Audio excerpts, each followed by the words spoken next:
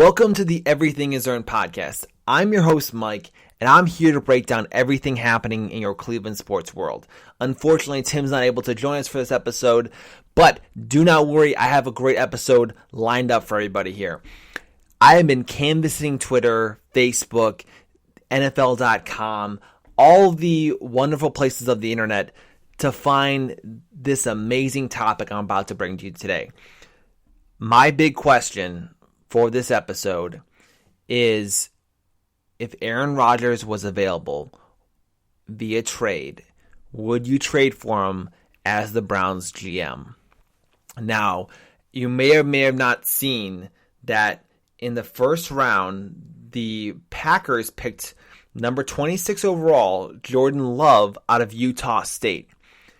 Knowing full well the Packers were one game away from the Super Bowl last year, and all they needed to do was add a running back of high caliber or add a star wide receiver to bolster that offense to help get them to the next level. What do? They draft a quarterback who's not going to be ready for several years. So that gets the wheels turning across the NFL. Now there's rumors out there that possibly Aaron Rodgers could request a trade. Brett Favre even went as far as to say that now that that he has a reason to get things going and request a trade, the wheels will start turning with Aaron Rodgers, and that it's very possible he could request a trade. That would shake up the NFL immensely.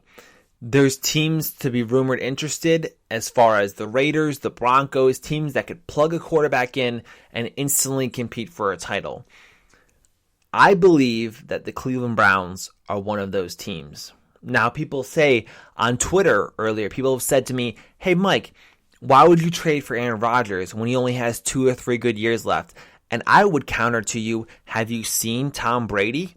He's 42 years old. He just went to a whole different team with the Buccaneers. And you know what? They're favored to win that division going into next year.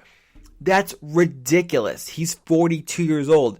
And Aaron Rodgers compared to Tom Brady with arm strength is night and day.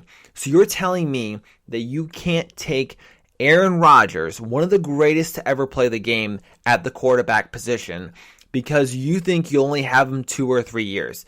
If you looked at this Browns roster and saw the top to bottom stacked amount of talent you have on offense, you go on and get Jedrick Wills. You go get Conklin on the offensive line this offseason. You add an additional tight end. You bring in Hooper. You bring in you have Jarvis. You have Odell. You have Hunt back for a second year. You have Nick Chubb, who is second in rushing yards in the NFL. You have a healthy offense. You have a stacked offense, and then you hand the reins to a guy like Aaron Rodgers, who has some of the top level talent at the quarterback position of all time, and you're telling me you wouldn't make that trade? If he gives you the opportunity to go to the Super Bowl this year, next year, the year after that, why would you not pick up Aaron Rodgers? He's literally a LeBron James of quarterbacks in the NFL. He's a guy that never keeps you out of the ball game. You've seen the Hail Marys. You've seen the comeback wins. He's had 3 come-from-behind drives and game-winning drives. Sorry, I apologize. He's had 3 game-winning drives the last 2 years to win games. That's 6 wins he got on the final drive of the game, or had the final drive where it ended up being a win. That's miraculous. That's big-time clutch play. He was a game away from the Super Bowl, and people on Twitter and Instagram are telling me they wouldn't make the trade due to their loyalty to Baker Mayfield. Are you kidding me? Baker had the best rookie season touchdown-wise and set the NFL record. But last year, he had an absolute dumpster fire of a year. He's a shorter quarterback. He's nowhere near the talent that Aaron Rodgers is right now. And you're telling me you're willing to withstand, roll the dice, and wait several more years to compete for a Super Bowl when you could literally make the call to Green Bay, offer them something for the next couple years, and then get yourself a quarterback that could put you in Super Bowl contention right now? If you are any NFL franchise, that has a pretty set together roster, like the Broncos, like the Raiders, you make that call. And if you're the Browns, you absolutely make that call. Someone said, I wouldn't even do it for a first round pick. I say, are you serious? A first round pick? I'll give you 2 first round picks for Aaron Rodgers. At this point, if I could get an all-time great quarterback who's 36 and you go, oh, he's old. Nuh-uh. Look at Tom Brady. He's 42. I've got 6 more years at least out of Aaron Rodgers. That's at least another Super Bowl run. And if you give him that amount of talent, you don't think that revitalizes Aaron Rodgers and turns him into a different kind of machine? I don't think so. You look at the history of Aaron Rodgers and say, okay, when he won the Super Bowl, what was his roster like? What did he have on that roster when he won that Super Bowl? Okay, he did have Jennings, he did have Jordy Nelson. You know, he did have what, James Starks on that roster? James Starks was on that roster. The roster wasn't all that great, but, you know, as a Browns fan, you got to appreciate that particular Super Bowl win because they did end up being the Pittsburgh Steelers, which is great. And you and I all know that we don't want Pittsburgh to get any more Super Bowl rings, so that's fine. But look at the talent or lack of talent that he's had over at the running back position. Aaron Rodgers has had a very, very bad run of running backs over the last few years here. And you could say that easily contributes to his current situation. He had Aaron Jones back-to-back years here. He had Williams, Jamal Williams in 2017. He had Ty Montgomery. He had Eddie Lacy, who couldn't get in shape from 2015, 14, and 13. He had Alexander Green. Who the heck is Alexander Green? He had Starks back in 2011. And then you look at the year he won the Super Bowl. He had Brandon Jackson, who rushed for 700 yards. Okay, they're a passing offense, but still, you look at those running backs that he's had since 2010, the last 10 years here. Not a great group of running backs, but you give Aaron Rodgers Nick Chubb, and you give Aaron Rodgers Kareem Hunt, and then you give him 2 star receivers in Jarvis Landry and Odell Beckham. Don't tell me you don't make that call and try to win a Super Bowl. Even if it costs you your future with Baker Mayfield, you're telling me that a team that doesn't have a Super Bowl to date at all, as a franchise, you have 0 Super Bowls. You have championships, you don't have Super Bowls because we haven't won in the Super Bowl era. So you're telling me you wouldn't sacrifice the Baker Mayfield development of sorts to go ahead and get Aaron Rodgers? And you know what happens when you get to be a team that can compete for Super Bowls? You can bring more talent there. So even when Aaron Rodgers' time is up and your roster is still stacked, you can go ahead and make that move. And you go, okay, what about the salary, Mike? Does the salary work? Yeah, of course it works. We have 30 plus million in free salary cap right now. You look at the salary cap the Browns have, I believe it's 38.5 in available cap space. And you're telling me it is not a good idea to make this call? I don't care what kind of trajectory you think Baker Mayfield's on. If you're Andrew Berry and you want to push the envelope and you want to win now with this roster you've put together, you go ahead and make this call. It makes 100% to sacrifice whatever you had with Baker Mayfield at this point to go get Aaron Rodgers and push for a Super Bowl. And you go, what about injuries? You can't play scared at this point. I don't care if he's 36 and there's a possible injury risk. If you give yourself Aaron Rodgers with Case Keenum as the backup, I am 100% confident going into the season that I'm going to be competing for a Super Bowl. I've got, like I said, arguably one of the best quarterbacks to ever play the game. And it's a shame the Packers have only got him 1 ring. Whether or not it's Mike McCarthy's fault or just bad management across the board, you can't say that he doesn't deserve to have more than 1 ring at this point. And if you put him in a position to go get rings and put him on a stacked roster like the Browns, you got to be pretty excited about that. If I'm Aaron Rodgers, I'd be very excited. So if it becomes available trade, if Aaron Rodgers requests a trade, I think the Browns would be absolute idiots to not go ahead and make that call.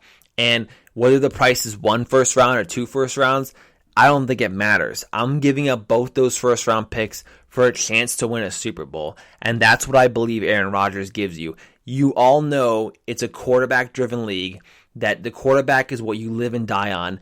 And if I had to take my pick at a quarterback, in the NFL right now, it's a very short list that's gonna beat out Aaron Rodgers. Maybe Patrick Mahomes, not Tom Brady at this point. And then I don't know who your third guy is. Russell Wilson, maybe? So if you get one of the top 3 quarterbacks in the league via trade with a stacked roster, with the offense that you currently have constructed, with still the flexibility that Andrew Berry has with this roster and with this salary, I absolutely make that call. And I can absolutely give up future picks and additional assets to go get a guy like Aaron Rodgers. I think it's an absolute home run if you can do it. Everyone who's out there saying, no, Baker, no.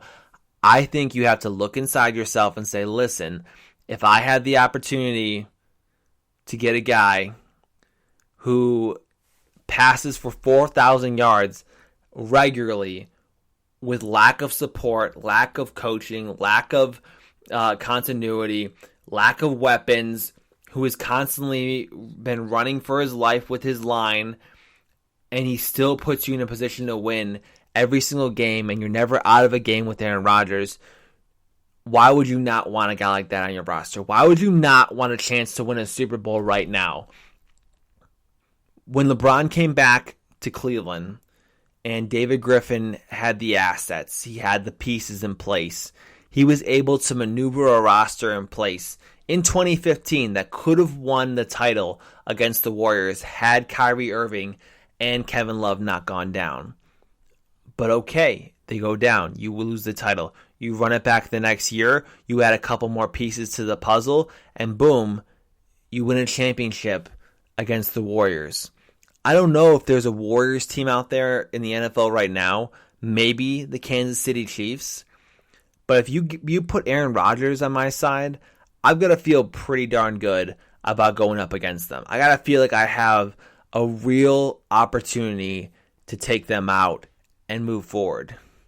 But if you don't feel like that as Andrew Berry, and you don't feel like Aaron Rodgers puts you over the top, then I don't know what to tell you at this point. I'm not an NFL GM. You can't say that I am. I don't have the experience to do so. I'm making an observation that's pretty obvious in terms of what kind of skill level Aaron Rodgers brings to the table, and what the Browns missed last year was high quarterback performance and obviously coaching. But you can't tell me that Baker Mayfield is the same quarterback as Aaron Rodgers, and you can't tell me that you don't upgrade that position immensely by putting Aaron Rodgers in there. Baker Mayfield is not even in the same class as Aaron Rodgers. He'll never be in the same class as Aaron Rodgers, and that's only because he doesn't have the physical tools to do so.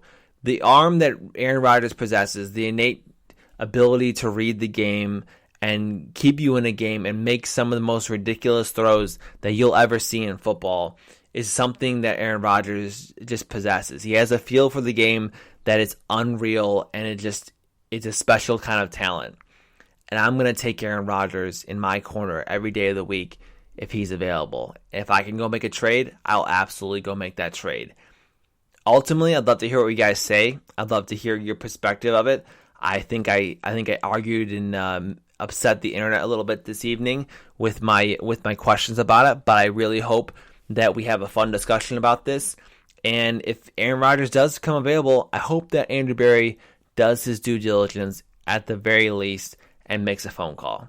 That's all you can ask at the end of the day, that you uncover every stone, you explore all the options, and if it works out for the Browns going forward and you can get someone to make the trade work, I think you absolutely do it.